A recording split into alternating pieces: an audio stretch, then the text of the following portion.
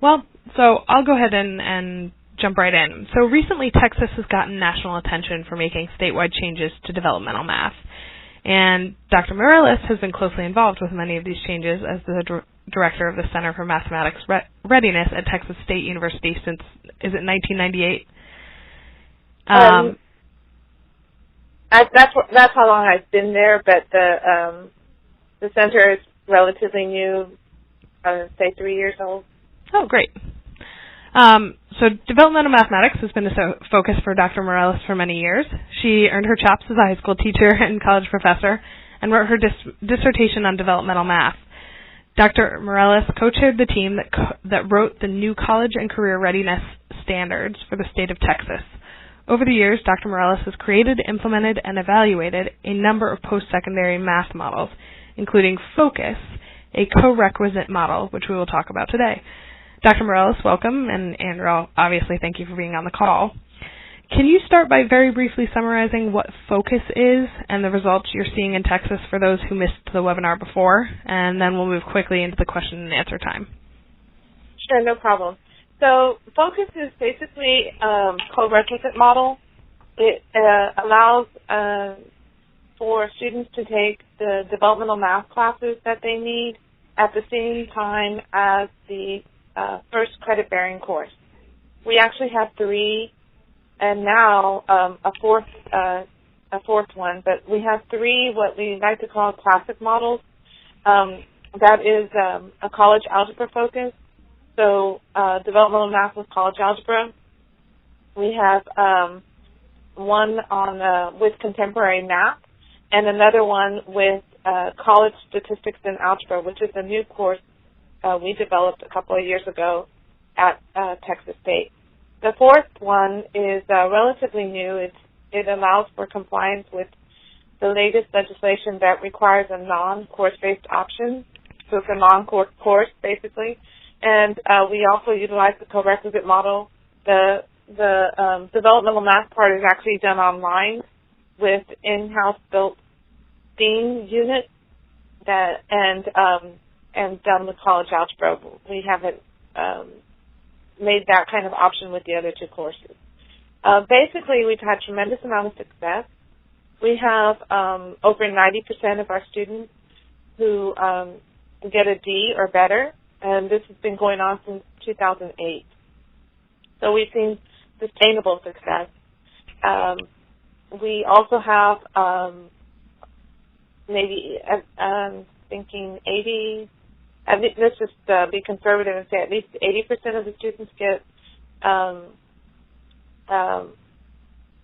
we've seen this success across the state because we have replicated the model at various community colleges and universities across the state, and we've seen a little bit lower, but still pretty relatively high compared to the big picture. Great. So Texas gained national attention for the statewide effort to reform developmental math. Can you tell us a little bit about how exactly it started, what it looks like on the campuses, and what the standards were before, the developmental math standards were before? Sure. So I would say that, like I mentioned earlier, in 1998 was when I joined Texas State. I was a brand new PhD, and I had a passion for the underrepresented, underserved, and underprepared students. So I took a lot of my ideas and transformed them.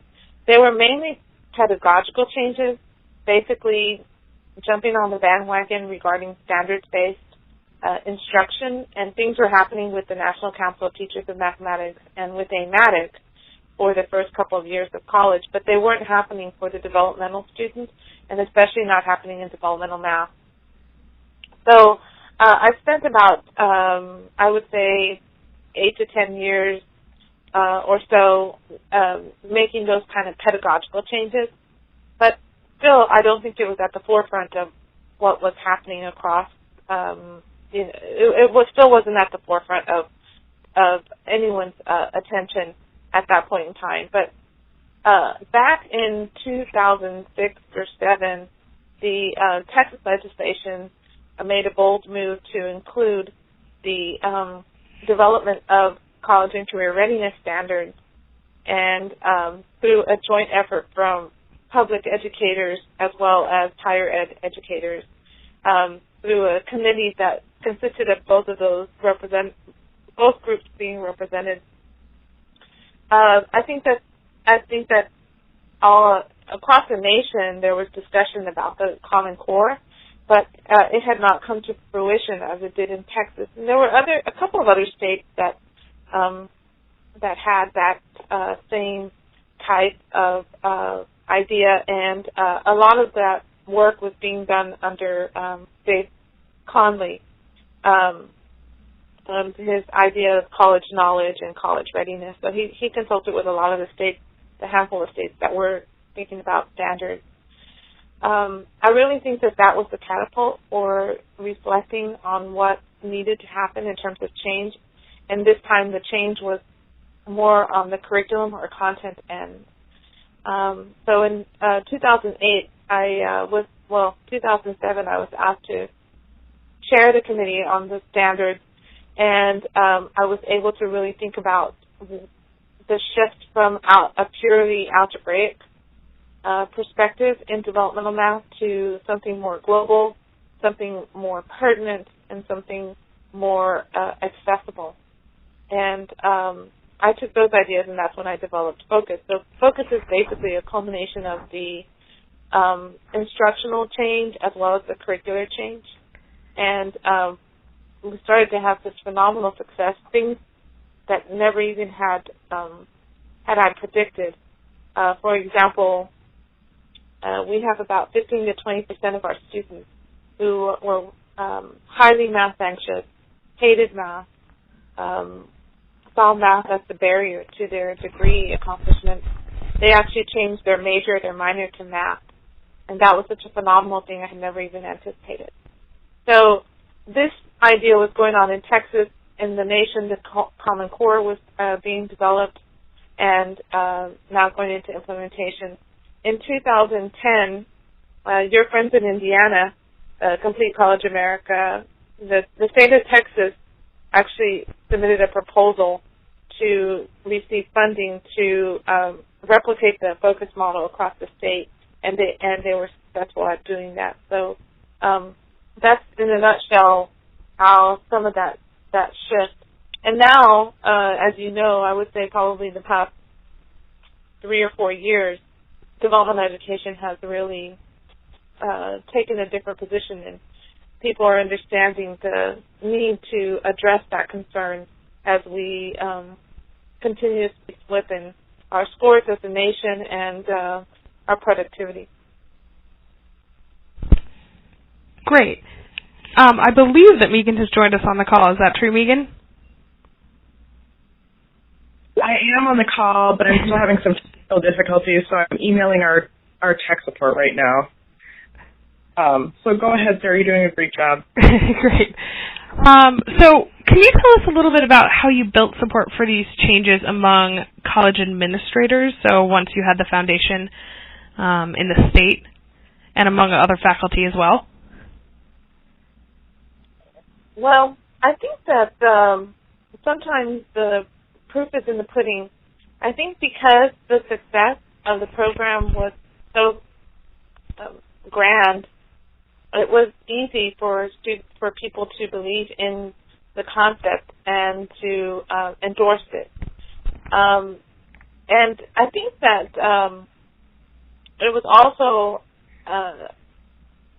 important to get the support of the Texas Higher Education Coordinating Board, the granting agencies.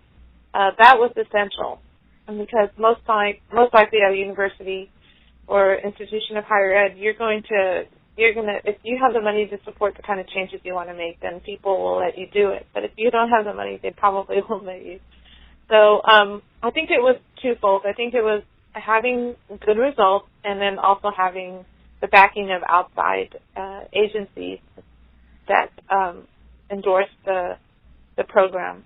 We do have issues like everybody else. I mean, the university tends to react and to financial issues, and we don't always get the funding. And at one point we were to be institutionalized and have the funding come through the university, and then that changes as the times change.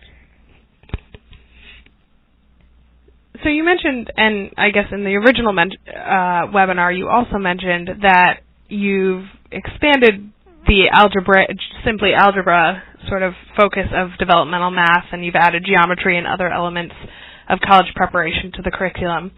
Can you share how you've managed to increase students' grasp of more concepts and topics while also reducing their time in developmental math? So I think that the key to that is the way that we construct the actual curriculum. When we use a backwards design for the credit-bearing course, and we're in compliance with, of course, any math department regulations regarding how that class should be taught and what should be taught. That's essential. And as well as what we do in Texas, we have an academic course guide manual. That's what the state mandates the course should consist of legally. So we use a backwards design for that. But the developmental math part, that's actually very interesting because the many places have multiple developmental math classes. There's rules and regulations about how many developmental education classes you should have in general, and usually institutions of higher ed choose to have multiple developmental math in lieu of developmental reading or developmental writing. They'll have one of each of those, but they'll double up on the math. Some community colleges in Texas, and actually this is true across the nation, I've seen, have maybe even 3 or 4 developmental math classes. But you may have noticed that I've used the language just developmental math, and there's simply we've drilled down to just one course, and it's a very comprehensive course, but and by that I mean it includes information that you would want to have in those multiple developmental math classes. But it is also streamlined so that it provides the developmental math content that supports the credit-bearing class in a just-in-time way. So that has been a work in progress. We've done a great job through the years really fine-tuning what that information needs to look like. The other thing that we toyed with in the beginning was how to actually incorporate all of the diverse curriculum so it's not just algebraic. And clearly you would think that it must be algebraic since it has to provide support for the college algebra class, an algebra course. But in reality, that's not necessarily the case because you do a lot of problems, application problems, where you extend to geometry and measurements and probability and statistics. So, for example, when you're thinking about a linear function, you have to investigate what that looks like in terms of modeling data and the line of best fit. So the way we the model we finally decided to settle on, which we found to be the most effective, is to basically think about the algebra as the stem. That's the core of the developmental math class, but it extends to applications in the other content, geometry, measurement, probability, and statistics. So the example I just shared with you about the linear function. So they'll look at linear equations in one variable, linear equations in 2 variables, extend to linear functions, and then look at what that means. What does the line mean in geometry? It's at least 2 points extending infinitely. What does it mean in statistics? The line of best fit. What does it mean in terms of measurement? It actually has 0. It actually is one-dimensional, but it's composed of 0-dimensional points, and so on and so forth. So that is the way we've crafted the particular course relationship. Great. And how did you come to an agreement with other faculty about these learning objectives that you were including in Focus or in the Texas standards and their relationship to credit courses? Well, I mean, I am a full professor in the math department at Texas State, and that's a very rare model. I actually run the developmental math program and direct the center, created the center and direct it. So I'm not very many of my colleagues are have the same research agenda that I do. So I don't necessarily get a lot of pushback on how we evolve the program. Basically, I think that they just know because, so I think this is a good example. When I first came on board, I believed that there needed to be some use of calculator in developmental math, and that's still to this day a very controversial comment. A lot of people don't even like calculators in calculus or college algebra, much less in developmental math, where they believe that's where the skills need to be developed, not necessarily relying on a calculator to do that. So what I opted to do was do a research study that actually looked at the impact of calculator usage in developmental math programs. I got funding for this study, I conducted the study, and I published the study. And I took it to the math department and said, I think that this is something that we need to do, and here are the results to support that this isn't going to, there's basically a no-harm situation. And so because I was able to justify that way with hard data and conclusions based on that data, it was approved. So I think that just tended to be my approach. The fact that proof in the pudding. Jump in, Megan. Oh, I was just gonna jump in. So one of the concerns, and this is Megan again, and I apologize for jumping in late here. One of the concerns that we've heard from faculty sometimes is that they're concerned that curricula like this is watering down the curricula, and I think a lot of times people have a concern that it's actually, assuming that a certain type of students can't do a certain level of math, and so watering it down so that they have, so it's easier for them to get into college. Did you guys deal with those kind of concerns in Texas, and how did you address them? I didn't really hear a lot of that. Because the students have to take a credit-bearing class at the same time, and they have to meet the department standards as well as the academic course guide standards. Even if the developmental math was a watered-down portion, they were still accountable to a credit-bearing class with the same and accountable to the same standards.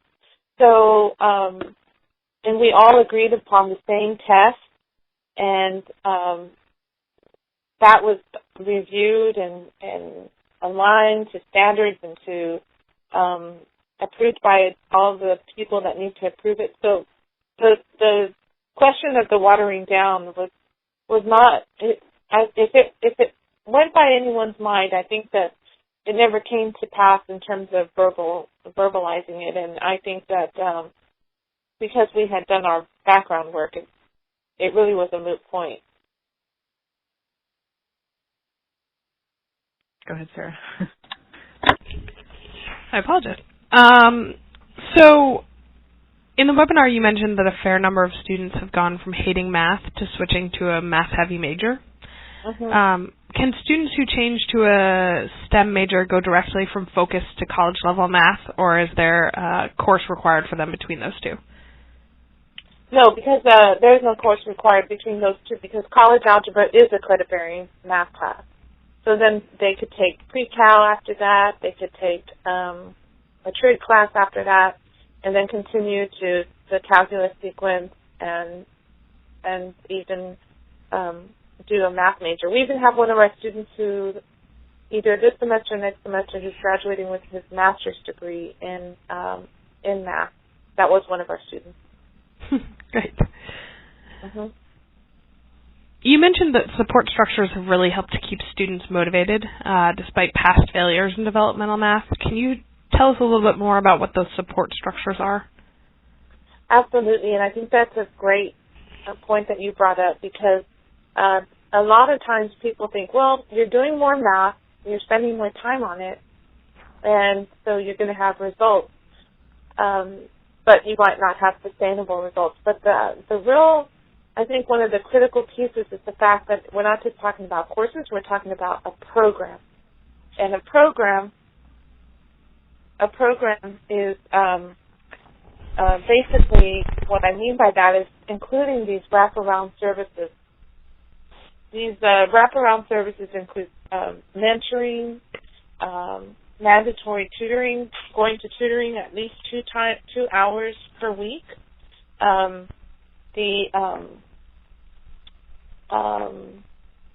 access to counseling. We can't require that they go to counseling, but that they have information about what it means to be what it means to go to a counselor, or get information on career guidance, things like that. We also have a workshop series where we talk about college going and success, and bring in various speakers to discuss math anxiety, to discuss financial aid, applying for scholarships, preparing your resume or your vita. So all those things provide an opportunity for the students to start to build community, and that's another critical piece, that they're together and they work together and they begin to study together and build a support system based on the resources that are available at the campus. Great. And is that particular to the center then, or did you have to engage other areas of the university in that? Oh no, I engage all the existing resources at the university, because why reinvent the wheel, and especially if the wheel's working very well. And there's a great mentoring program at Texas State. I'm sure there's great mentoring programs across other institutions. We have one of my colleagues, Russ Hodges, through one of our grants, was able to experiment with a new model where they did mentoring online. It was more virtual mentoring, and that really utilized a lot of the more common, popular technology. And so, I can't do it all. We focus on the content of the course, and we help with the regulation of all of those things. The students keep a notebook, and they learn how to journal and really think about all the information that they need to do in a more comprehensive way. But we definitely utilize the existing resources. And is there intensive advising in the program? Do advisors come into the classroom, or is there any kind of early alert system with the program? Well, so in the beginning of the program, the beginning of the semester, we do have a kickoff orientation, and all the key individuals representing the support program, they come and they introduce themselves and give a little speech and talk about where they are and what they're providing to them, and we in turn discuss with the students what the expectations are from each of these resources. That it does include the advisors, and one of the things that I did early on was we have, I think it's 12 colleges, around 10, maybe 10, maybe less, I don't even know. But each one of those colleges has their own advising center. So what I did was made a call to whoever directed that particular advising center and asked for a representative from their group to be considered a focus advisor. So that person was invited to our regular meetings, and we would keep them abreast of what our course offerings are, and they were in a position where they could help us recruit students, find students that really this program would be a good fit for. And the students are required, focus students are required to see an advisor at least once during the semester, and as proof of that meeting, they are supposed to bring an unofficial, it doesn't have to be the official signed, but a degree audit. So they just fold into the regular community that way. And in terms of early alert, we pretty much have that throughout the program. So when students apply for the program, they have to sign an agreement that they would comply. Well, actually, let me backtrack one more step. when students apply to the program, they have to, a part of the application is 2 written statements. One is attesting to why they think they should be in the program and what they will do to be successful in the program. They also have to include a reference, somebody that can endorse their application and that will attest to their commitment to the program. And even though I'm busy, I do call. And I think that that's important because students find out that I called. And there's some people who are not accepted to the program, and there's some people who really write good statements, and those are the people that get accepted. So I do call, and I do follow up, and the students know that I do because, the word of mouth is the best advertising. And then if they're accepted, they have to sign an agreement, and part of that agreement is that they'll do all these things that the program consists of, and that they acknowledge that there's a mandatory attendance policy. So if they miss more than 3 times, they get dismissed from the program, and they know that. So if they have, we keep regular attendance on all aspects, and if they don't do that, they're dismissed. So I think that they know from early on. And I do, with the application review process, I like to call it responsive advising or reactive advising. And by that is I really look at their transcripts that they submit. I look at their journey, their mathematical journey, and I provide advising on what would be the best fit. Is this really the program? Are they ready for that? Have they given the traditional route a good chance? And if they haven't done that, then this isn't the best program for them. If they are, sometimes I'll find out that they don't even need college algebra, they should be in contemporary math. So we really give that transcript a critical analysis. So I'm curious, you said that only certain students get in. How many students would you say you turn away each year? I would say somewhere between 5 and 10%, closer to 5%. It's not very many because if they've gone that far, they know what they're getting. Right. Have you, and what are you looking for in terms of their statements? Like when you're looking at statements, understanding that this is a group of students who may or may not have very strong writing skills, what do you guys look for when you're choosing students?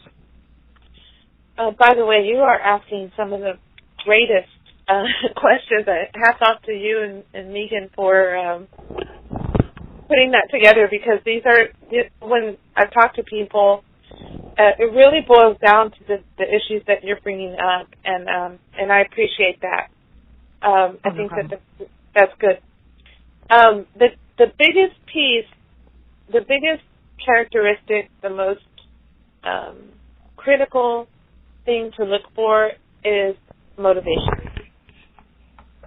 And I haven't found a way to really capture that other than looking at all the pieces of the puzzle. So the transcript analysis, if they've taken a developmental math class before and failed it 2 or 3 times, that's, to me, a motivating indicator. If they have high math anxiety, I look for that. If they are close to wanting to graduate, I look for that. If they go above and beyond in the shepherding of their application, that to me is a sign of high motivation. If they take a LAFI pre-test, there's a motivation. Motivation is one of the components of that. I look at that. It's a compilation of all of those kinds of things, so it's really hard to think of one particular thing. I mean, I could give them a survey, but I don't think I'd get the same picture as I do when you look at all these different aspects. And you mentioned that you're looking at the applications yourself. So do you look at all of the applications? I try to. Going back to the funding, my staff is sort of dwindled at this point, so I have to do a lot of that myself. And I even when I had some support staff to help me, I still felt like it was important it's the difference between me making the call and someone else making the call for me. It's not going to be the same. Mm-hmm. So, that's critical. And like one of the things that we do before we start the semester, once the group has been chosen, the instructor team divvies up the roster list, and we call each of the students. We welcome them to the class. We ask if they have any questions, if they looking forward to being in the class, etc. And that's actually fun. I mean, it's hard to find the time to do, and a lot of times I block my number, but when I'm calling from home. But it's a lot of fun. I mean, it's so fun to hear the students they answer the phone one way, and then they I'm like, hi, this is Dr. Mireles. I'm calling from Texas State, and it's like, huh, who, what? And they totally shift, and a lot of the students I talk to later tell me that was a real, they knew that the course was different, the program was different, right. But that to them a sign this is really different. Right. Well, that's amazing. I don't know if I've ever heard of a team of instructors doing something like that, so it's really incredible. Speaking of and I apologize, I don't want to run over anybody else. Are there any other questions from the larger group? I will keep asking questions, but if anybody wants to jump in, feel free to jump in at any time. Can you share a little more about faculty development? I'm just curious, how is there a selection process for the particular faculty that teach these courses? And then how are there special workshops or training or group activities that people go through just to make sure that everybody's on board and on the same page in terms of the pedagogy? Yes, we have workshops where we provide professional development on the program and what it entails, and we also have at the time when we were active with our CCA grant, we would have regular calls every other week to check on how the other campuses are doing and to see if they have any questions. So it's ongoing. But I would say that one of the most critical pieces to the professional development is the handbooks that we created. So we have instructional handbooks, and we also have student workbooks. So the instructor handbook is basically a collection of detailed lessons for the program, for each of the programs. So, and they're written in a script fashion, not because we expect people to read every word out loud in the class and verbatim, but that was the best way that I felt we could communicate the true spirit of the lesson. So all of those, I want to say it's maybe 700 pages long. It has the handout, it has the lesson, begins with the title of the lesson, what standards are being addressed by the lesson, what instructional techniques the lesson uses, the technology that it uses, a brief agenda so that you can see the lesson at a glance.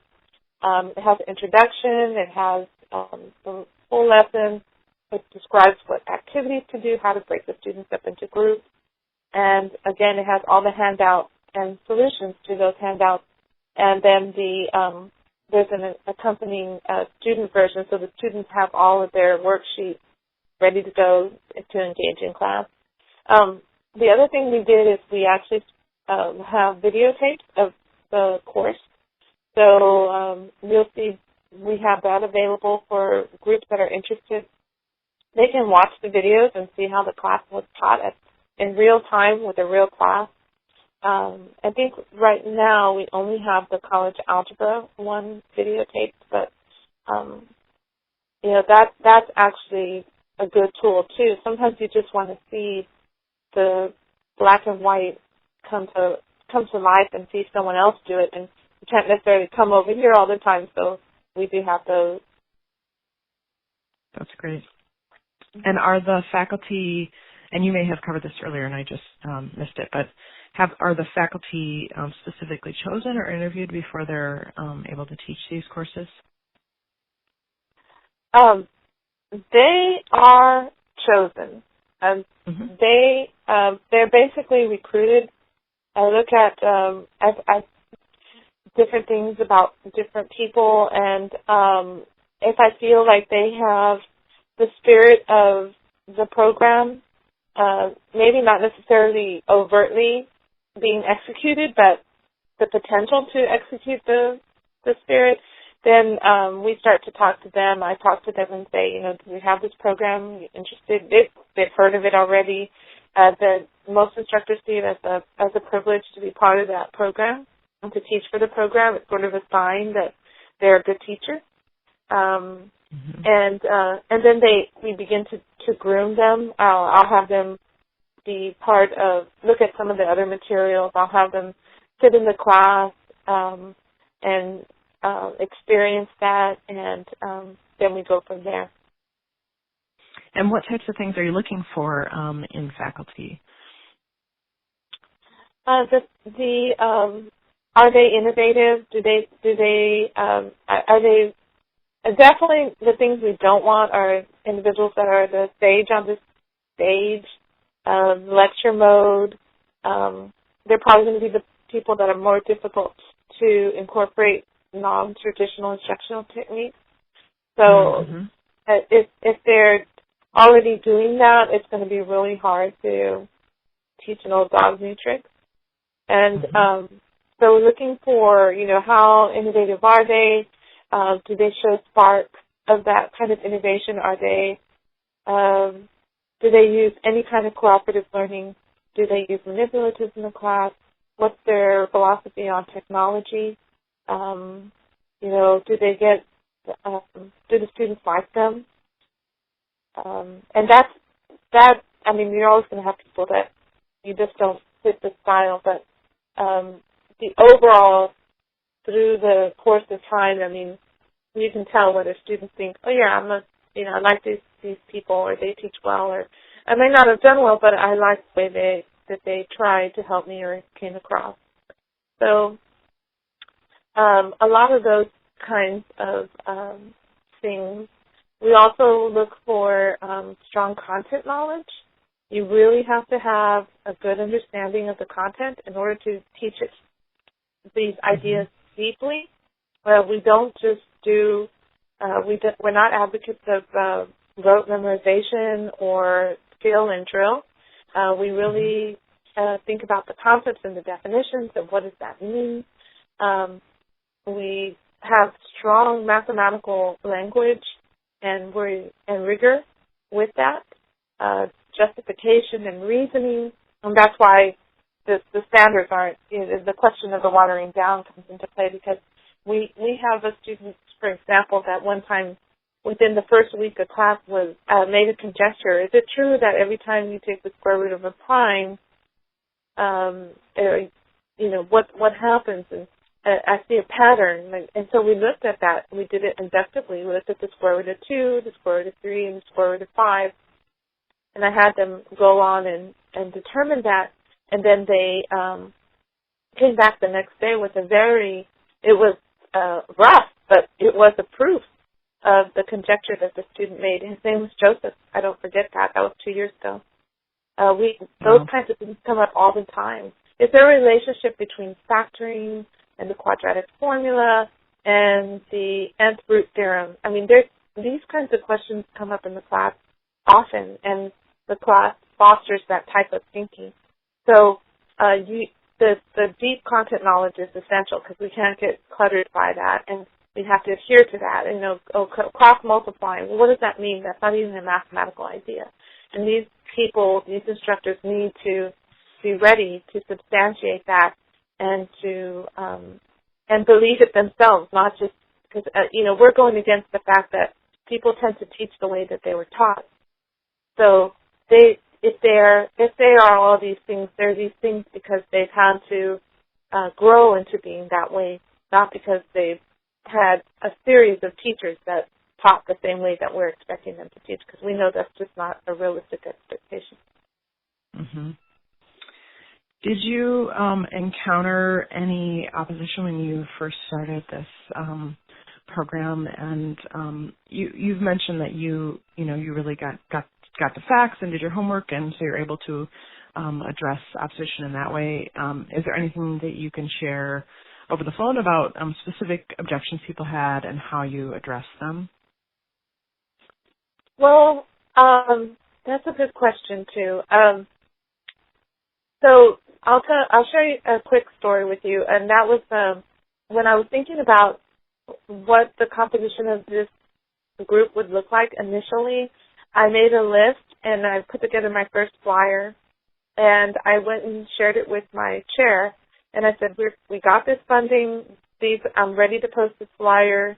I need your support that I can post this, and that we're going to do this because by law, the students that I was looking for were not necessarily college ready and technically not able to be in a college ready class. But I was asking that they be enrolled in both of those classes simultaneously. Mm-hmm.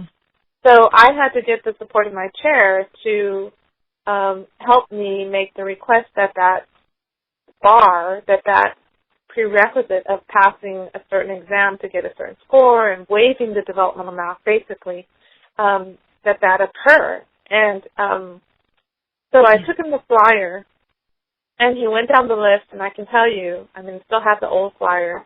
It said, Pell Grant recipient, had started off in a community college and then transferred, older student,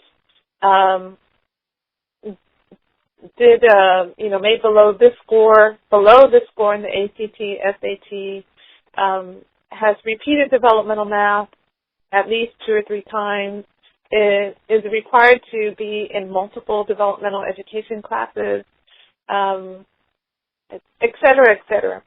And he said, Selina, this is the first. And he said, I've seen flyers where they're looking for the top 10%, the person who's made a 4.0. He's like, you're looking for the bottom.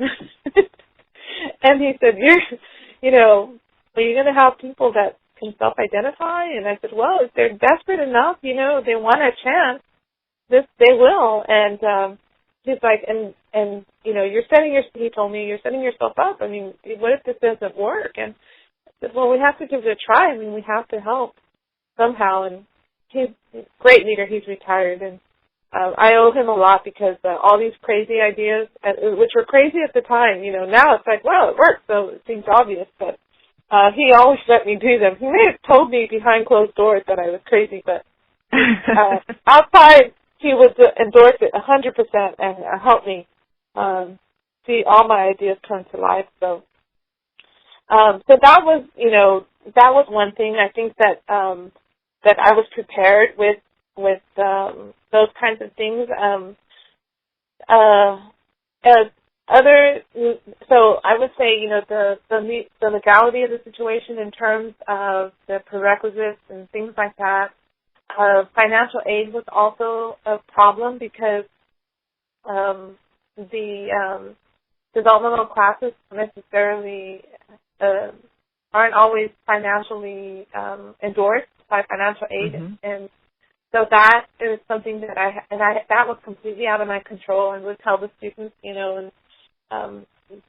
have to be enrolled in this number of classes, et cetera. That was something that I had to do. Workload for the instructors, because the program works when the instructors work as a team, and my belief is that those instructors are different instructors. There's one for the developmental math and one for the credit-bearing class, and they're not the same person.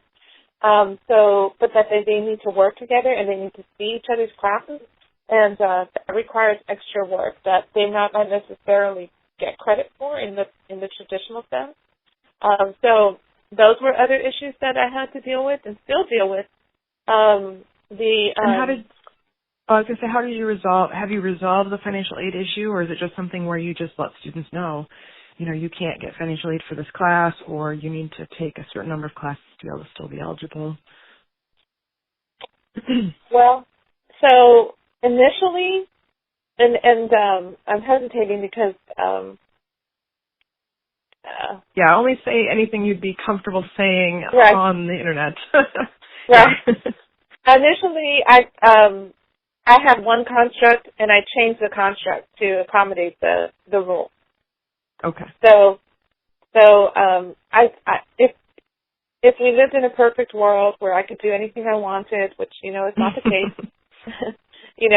there would be there are different ways, but the university they have to be in compliance with formula funding as well, and things like that to get the credits that they need and to sustain. So I understand all of that. But I have to tell you, I as an example, related, but just to give you an example, I'm going to always side for the student. So if the student can pay less, I would want them to pay less. If the student, and like I said, as an example, I surveyed over 1,000 students one year. I just felt the textbooks were so expensive for them. Wow. Each one was like $100, $120. That's not counting their calculator. For each of the developmental math classes, that's $2. And I just said, okay, what if I find you a better textbook? Would you be willing to do a book online? And I got the data. They said they'd be willing to do that if they could save costs. And I the stars lined up. I found a publisher that I supported, but the content was there that I needed for the students. I knew that I could make the difference in the classroom with the instruction. So I just needed a good resource, and I needed one that was inexpensive. It cost them $30 now. So that's the kind of thing I will do. That's amazing for the student. And again, I don't just do it like, okay, this needs to be cheaper. I did really find a good resource, and I polled all the students first. So I have tons of surveys there to support that that's what they wanted. That's amazing. Well, and you there was another challenge you said, or opposition you said you were gonna address before I interrupted you. Well, I think I don't know if I remember it exactly, but I think I touched on all of the main ones. I think that the most obvious opposition was that I was really changing, and still continue to change the way that traditionally courses and the institution of going to college, from moving from a course to a program, that really is radical in terms of how funding takes place, how scheduling takes place, because they have to go to all of those classes and they can only be offered at certain times. All of that, I really didn't realize it, and I'm going to blame my chair, the past one, because he never held me back that way so I could think outside the box. He just said, okay, we'll try it, we'll do it, we'll go, because in the summer, which was the first way we did the program, the students went to class from 8 to 2. So, who does that in the summer at college? And we included lunch, which was critical. You feed people, they're always going to be happy. So, I think that was like that overall shift was a bigger one that I still continue. It doesn't fit into the way people want to do things at an institution. And again, it's not necessarily the institution's fault. It's just the way those things are done. They have certain programs and how courses are offered, and this is a 3-hour course, this is this course, this is that course. So it's different. It's different. Having the students be required to go to tutoring. I mean, unless it counts for a grade, does it count for a grade? Even the students, you have to shift their thinking. Like, it's for your own good. You're going to do better. But, unless I say it counts for a grade, in the beginning, they can't make that change. Right.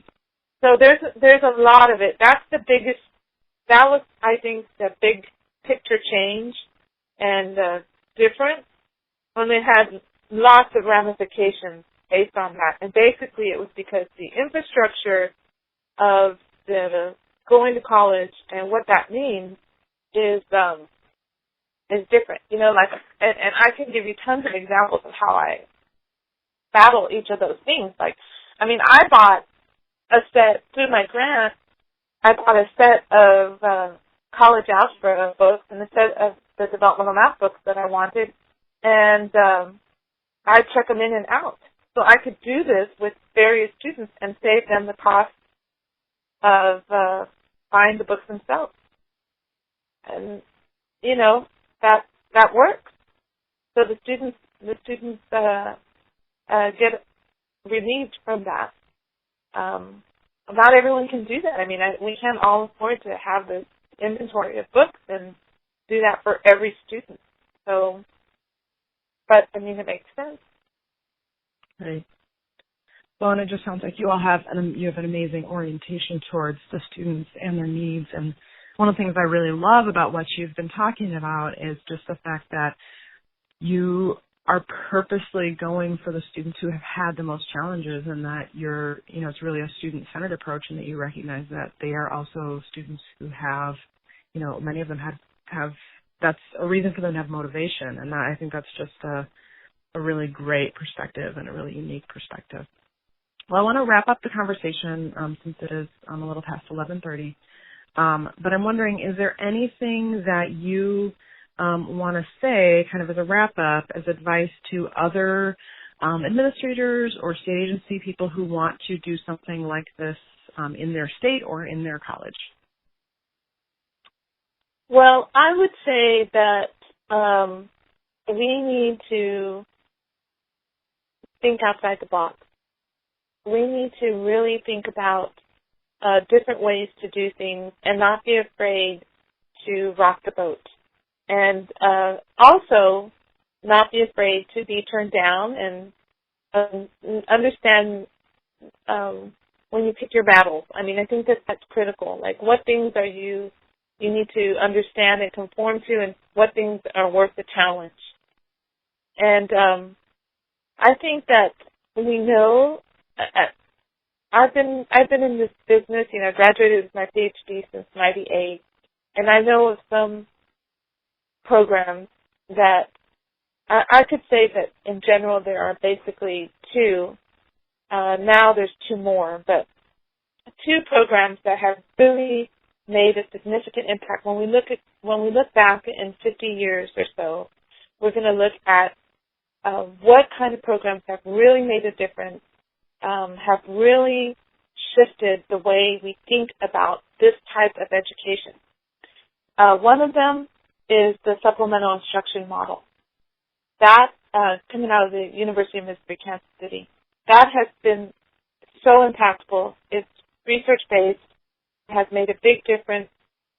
We can already see how significant that model is, and has radically shifted the way we think about education in higher education.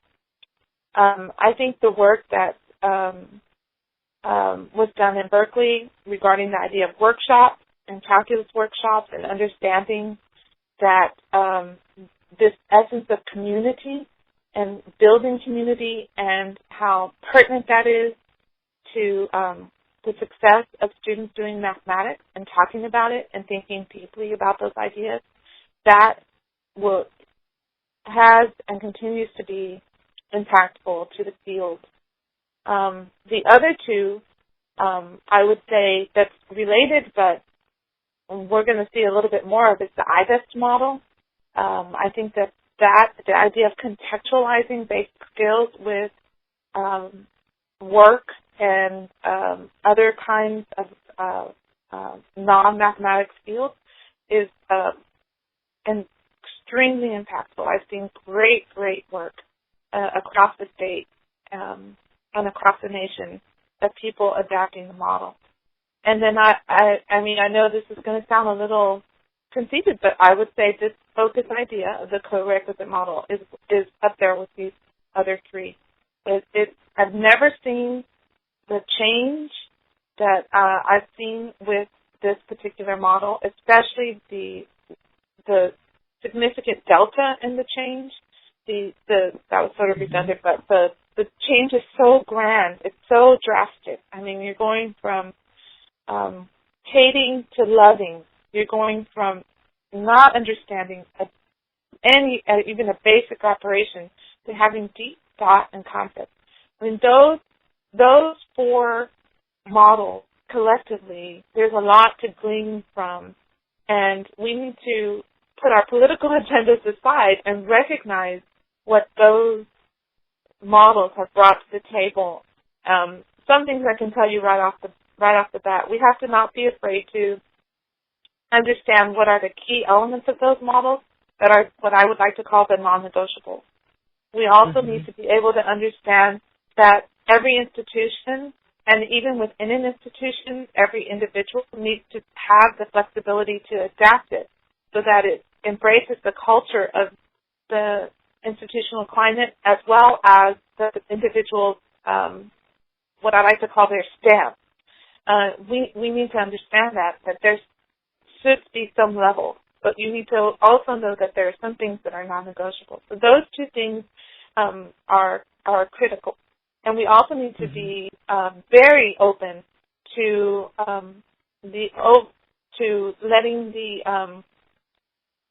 the horse lead the cart, and understanding that a lot of these, all these programs, if you think about it, Deanne Martin with SI, Gary Treisman with the workshop model, the IBES coming up from up north, me with the focus, all of these have come from, have been very organic.